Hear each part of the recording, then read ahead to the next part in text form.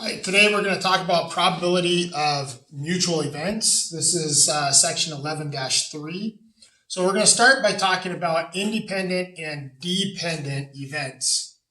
So independent events are events that, as they happen, do not change the probability of each other. So an example of that would be rolling a standard die and then spinning a spinner.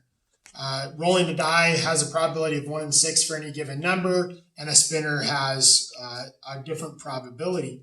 So, but rolling a certain number on the die does not affect the probability of the spinner. A dependent event is one in which the probability is changed based on the outcome. So, for example, a deck of cards has a dependent probability. So if I draw a card out, my next draw is going to have the probability changed based on my first draw. And so that's an example of dependent and independent. So if I have probability here of A and B, so the probability of A and B is what's going to happen is I'm going to take the probability of A times the probability of B. Okay? So an example of this would be at a picnic, there are 10 diet drinks and 5 regular drinks. There are also 8 bags of fat-free chips and 12 bags of regular chips. If you grab a drink and a bag of chips without looking, what is the probability that you get a diet drink and a fat-free chips? So we want to know the probability of diet and fat-free. So the first thing we need to do is find the probability of each item. So we want to know the probability of diet. Okay, so there are 10 diet drinks and 5 regular. Okay. So our probability here of getting a diet would be 10 out of our total, which is 15. So this becomes 2/3 because we're going to reduce it down. Now I have the probability of fat-free. So I need to know the quantities of each. So there are 8 fat-free bags and 12 regular.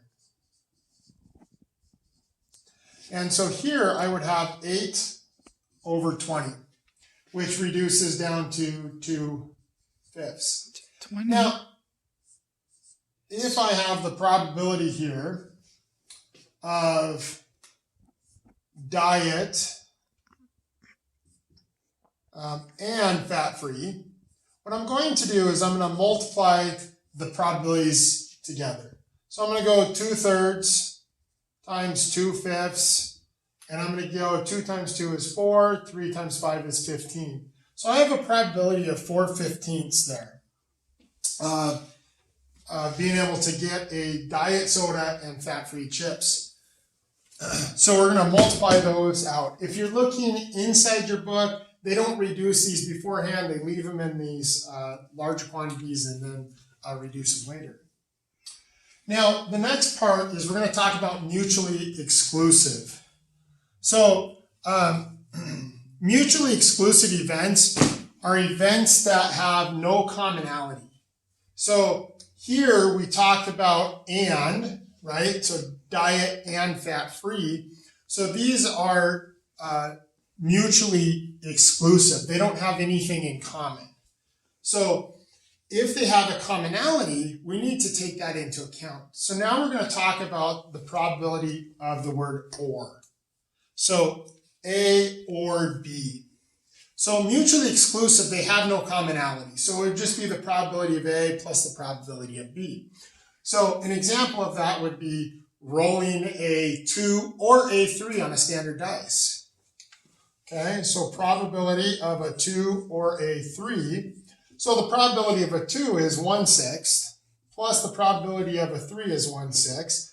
They have no commonality, so this probability would then be 2/6 or 1/3. Now what happens if they have a commonality? What we're going to do is we're going to find the probability of A plus the probability of B minus the probability of the common piece. Okay? So let's look at an example of this. So let's say we have, I want the probability of a 2 or a multiple of 3. Okay? Or let's make it this even. Let's make this an even instead of a 2. Okay? So in a standardized, the probability of an even number is 3 out of 6, right? Okay?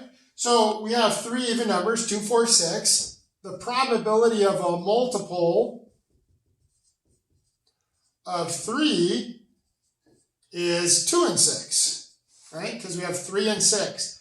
Now, do we have a probability of an even and a multiple of 3? Well, the only even number that is also a multiple of 3 is 6, so we have 1 6. So if we want to find the probability of an even or multiple of 3, what we're going to do is we're going to come down here, we're going to find the even, so 3 6 plus 2 6 minus their commonality, 1 6. So 3 plus 2 is 5, minus 1 is 4, 6, or 2/3. 2/3 of the time, we're going to get an even number or a multiple of 3. So that's or, that's finding and, that's finding or. You should be able to now find the probability of multiple events.